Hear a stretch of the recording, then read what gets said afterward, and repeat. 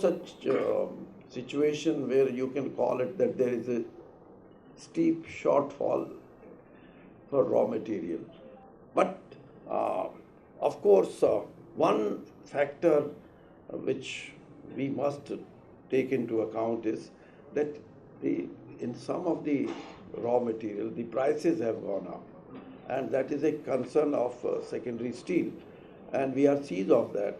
And we would see that because being a deregulated sector, we cannot keep tag or keep something cap on pricing and all that.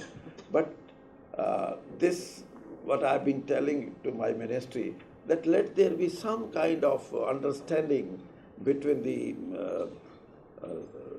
secondary steel and raw material, which those who produce maybe merchant mine and all that, maybe our NMDC and all that. This is one area. The other question which you have asked about, what is that? Steel imports. Yes, yes, that I've explained. There is 38% increase as compared to last year, this year. But one thing is there, neither the steel industry nor we are jittery over that area. And for that, I would still say there is not much of demand from our steel makers. But if at all this situation, it grow, then we may take some. This is only, when things started to take shape for the worst, that was how it is still to be thought over. But now that things have already changed, and if you see out of 12, defaulter big companies, 5 were from steel sector. And steel sector, Bhushan Steel has already, it has been Union Bank mentioned about it. Acquired by Tata Steel. And if you see the, the result, which is called haircut, ऐसा haircut तो किसी को मिला ही नहीं होगा कभी. They were so happy, banks were so happy to start with. Initially they were thinking of 35, 34, 37%. Now they have gone up to 67%. And Bhushan Steel, it has been acquired by Tata Steel with 35,000 crore, 35,200 crore, and Tata Steel will convert remaining debt to 12.17% equity to lenders and rupees 1,200 crore. 1,200 crore to operational creditors. So this kind of, this is first when the results were shown. And if you see the latest one where SR quoted whatever the demand was, they quoted the same. So that means the banks have been able to, to get most comfortable position as far as recovery is concerned. So this is one area where I can say that this question is not now applicable.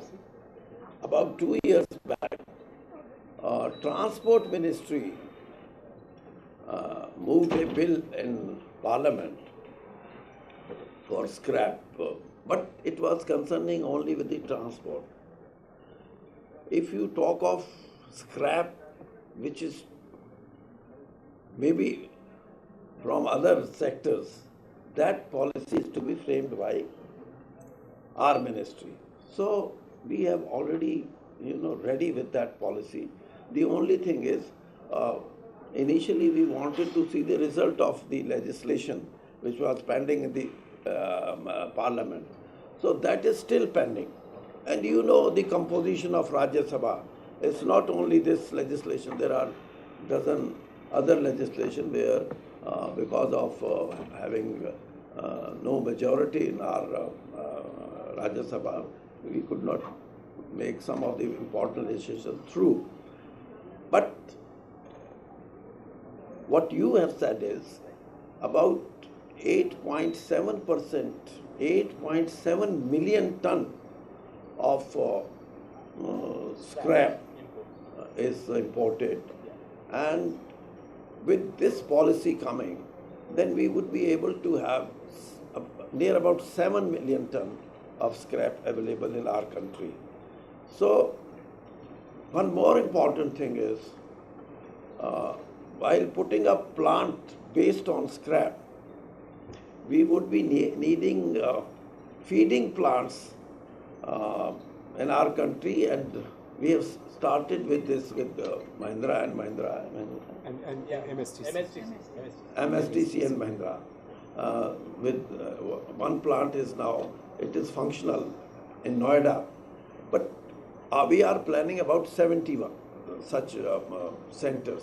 And you have seen in almost all, even the smaller cities, I should not say cities, small towns, there is pre-owned vehicle outlets.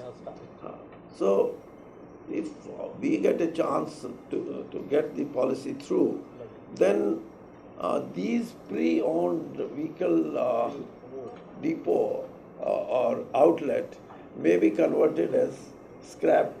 That's what needed. That, and initially when we wanted to know that how it is to work, then some survey was conducted, and this one of the report was that a vehicle which is 10-year-old, if somebody wants to sell it, he may not get that much of what he thinks of. Right. But we would be as a scrap, if it is not pliable, then as a scrap we would be paying 15 to 20% more than what should be the actual price of that. And if that situation is there, then one thing I want to make clear, that India would be a hub for quality steel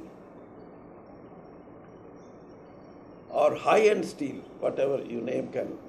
And the other factor would be that out of the total vehicles produced in the world, especially the cars, we would be producing about 28% of the total vehicle of the world.